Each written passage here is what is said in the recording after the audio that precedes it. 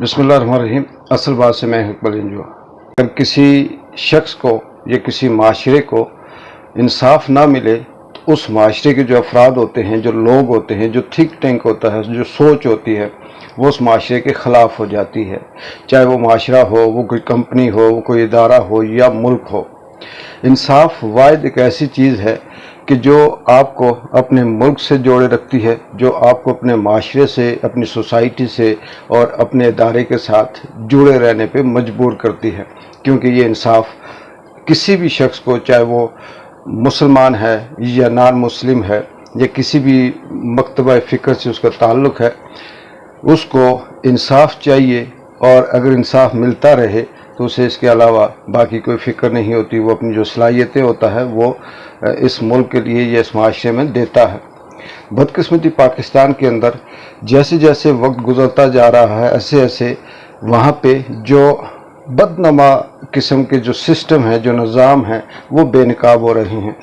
आज social media पे एक ही तस्वीर उस बच्चे की, जिसे आप सब जानते होंगे, जो छोटा बच्चा था, जिसका बाप पीटीआई का हमायती था, पाकिस्तान तहरीक इंसाफ का टिकट होल्डर था, उसको बगैर किसी केस के, बगैर किसी जुर्म के बार बार गिरफ्तार किया जाता रहा। उसकी बीवी को, उसकी माँ को, उसके घर वालों को उस बच्चे ने स्ट्रेस लिया। सब ने आपने देखा होगा, कुछ दिन पहले वो मेंटली तवाज़ुन खो बैठा। उसके बाद फिर वो कुछ टाइम हॉस्पिटल में रहा, लेकिन बाद में यहाँ के जो फ़राउन थे, जो जालिम थे, उन्होंने उसके लिए हॉस्पिटल के दरवाजे भी बंद कर दिए। वो डॉक्टर, वो हॉस्पिटल जिन्हें मसीहा कहा जाता है, उनके लिए सख्ती हो गई कि इस बच्चे का इलाज ना करें, और आज वो अल्लाह को प्यारा हो गया। किसका लो किसके हाथ है, चाहे वो अरशी शरीफ हो, चाहे वो पाकिस्तान तहरीक इंसाफ से ताल्लुक़ रखने वाला कोई और शख्स हो, चाहे वो कारकुन हो, चाहे वो आम शहरी हो, चाहे ये बच्चा हो, या इसी तरह से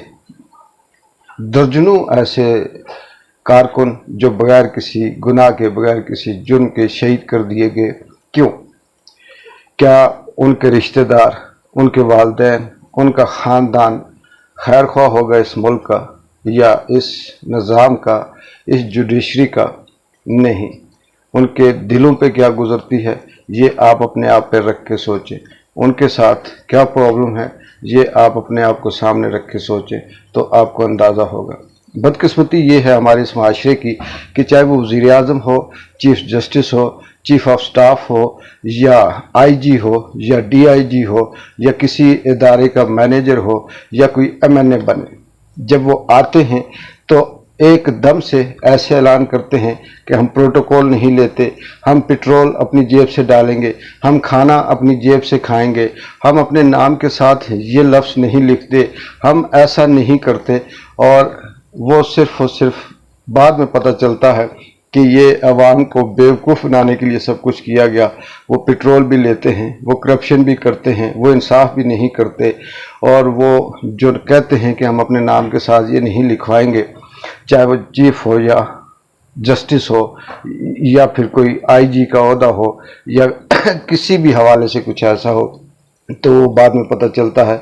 कि ये सब का सब एक ड्रामा था, एक बेवकूफ़ बनाने का, हमदर्दी हासिल करने का, बल्ले बल्ले करवाने का एक ज़रिया था। लेकिन कॉमन सी बात है कि आम आदमी को क्या चाहिए। अगर वो वज़ीर आज़म बनता और आती ये कहता है कि मेरे कमरे का, मेरे ऑफिस का एसी बंद कर दिया जाए, बिजली का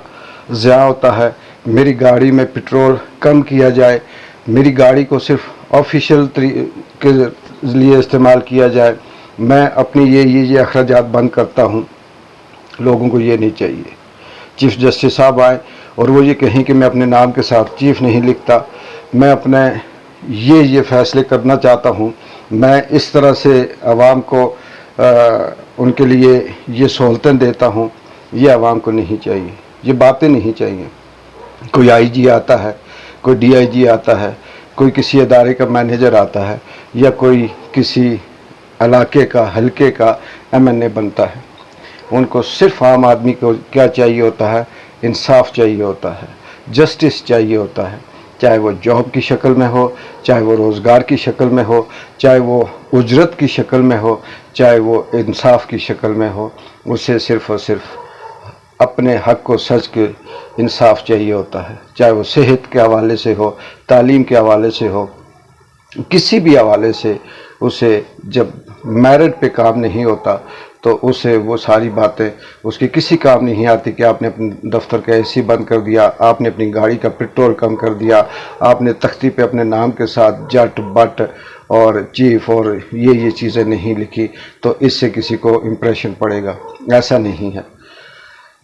آج میاں عباد فاروق وہ بچہ، اس پہ کیا کہا جا سکتا ہے، پورے پاکستان کی لیے المیہ بھی ہے اور ایک واضح طور پہ میسج بھی ہے کہ ہمارے ملک میں چل کیا رہا ہے، یہ دشمنی کیوں کی جا رہی ہے، عمران ریاض کو بند کیوں کیا ہوا ہے، عرشی شریف کو قتل کیوں کیا گیا، 22 سے 27 خواتین پاکستان تحریک انصاف کی، ان کو بند کیوں کیا ہوا ہے، اس وقت پاکستان کے اندر بولنے پہ پابندی کیوں ہے، میڈیا کو کنٹرول کیوں کیا گیا ہوا ہے، یہ جو آج پورا دن ڈرامہ لگا رہا، اوپن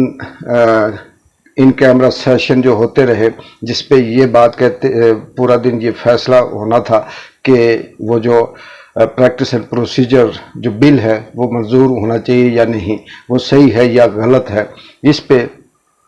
وہ جو رئی صحیح کسر تھی ہمارے سامنے کہ شاید ہمارے ججز، شاید ہمارے وکلا بڑے اچھے طریقے سے بات کو سمجھتے ہیں اور عوام کے لیے آسانیاں کرتے ہیں، وہ بھی ساری کھل کے سامنے آ گئی۔ ہماری زبان اردو وہ بھی آدھے پاکستان میں سمجھی جاتی ہے اور آدھے میں نہیں سمجھی جاتی، لیکن غلامی کی کیا مثال دے سکتے ہیں، غلام شخص کو کس طرح سے کہا جائے کہ وہ اس غلامی سے نکلے، کہ انگلش کے اندر وہ جو کچھ ہوتا رہا، کسی کو سمجھ آئی کسی کو نہیں آئی، چلیں اس کو سائڈ پہ چھوڑ دیتے ہیں، لیکن ملک کے اندر مہنگائی کہاں جا رہی ہے، پیٹرول کی قیمتیں کس حد تک ہیں، عام آدمی کو، مزدور کو اجرت کس بیس پہ مل رہی ہے، اور کس طرح سے عام آدمی کا جینا مشکل کر کے رکھا ہوا ان حکمرانوں نے، ان اداروں نے، ان عدالتوں نے، ان جسٹس نے، جن کا کام یہ ہے کہ وہ ایک نوٹس پہ عام آدمی کو ریلیف دے سکتے ہیں، لیکن وہ صرف اور صرف اپنے مفاد کے لیے بات کر رہے ہیں، عام آدمی کے لیے نہیں کر رہے۔ تو جب کسی ملک کے اندر انصاف نہ ہو تو یہ بات بالکل صحیح ہے کہ کفر کا نظام چل سکتا ہے، ناانصافی کا نہیں چل سکتا۔ اس سے پہلے ہم اگر اپنے مسلمانوں کی جو کئی 100 سال کی حکمرانی کی تاریخ ہمیں پڑھائی جاتی ہے، اس کے اندر صرف انصاف تھا، طاقت نہیں تھی، ڈنڈا نہیں تھا، اس طرح کی کورٹ کچہری کے اندر اپنی مرضی کے فیصلے نہیں تھے۔ جس آدمی کے لیے جن عوام کے لیے یہ ذمہ داریاں دی جاتی ہیں، ان اس عام آدمی کو جب یہ سمجھ آ جائے کہ میرا قاضی میرے حق میں بہتر ہے، میرا جسٹس میرے حق میں بہتر ہے، میرا MNA میرے حق میں بہتر ہے، میرا چیف میرے حق میں بہتر ہے، میرا مینیجر میرے حق میں بہتر ہے، تو وہ اس کے لیے دل و جان سے جان دینے کے لیے بھی تیار ہوتا ہے، اور دن رات ایک کر کے اپنی تمام تر صلاحیتیں لگانے کے لیے بھی تیار ہوتا ہے۔ لیکن ہمارے ہاں ایسا نہیں ہوتا، ہمارے ہاں دشمن بنائے جاتے ہیں، نفرت پیدا کی جاتی ہے، دہشت گرد بنایا جاتا ہے، اور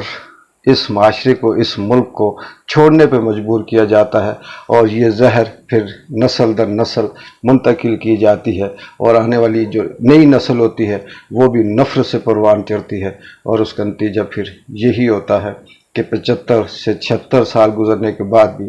ملک کے اندر یہ حالت ہے کہ عام آدمی کا جینا مشکل نہیں بلکہ موت آسان ہے، اور جینا ان کے لیے عذاب بنا ہوا ہوتا ہے۔ یہ صرف اور صرف اس ناانصافی کا نتیجہ ہے۔ دیکھتے ہیں آنے والے وقت میں قاضی عیسیٰ فائز، جو قاضی بھی ہیں، جو عیسیٰ بھی ہیں، جو اس منصب پہ فائز بھی ہیں، یہ کیا تاریخ رقم کرتے ہیں اور عام آدمی کو کیا ریلیف دیتے ہیں۔ ایک وجہ جو کہ اجازت ہے، اللہ حافظ۔